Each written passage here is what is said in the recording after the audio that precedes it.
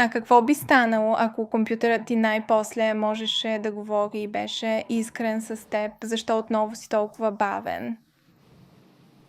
Защото си отворил 32 таба в Chrome, от които 20 не си затворил вече седмица.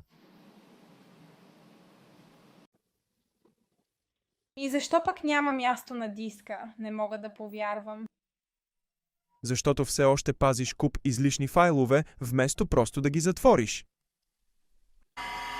Кажи ми честно, защо си толкова шумен? Ей, погледни ме, целия съм в прах. Добре, това е основателно. Толкова бързо загряваш. Защо се случва това? По-добре ще те сложа тук. Защото е лято и ме бутна във ъгъла.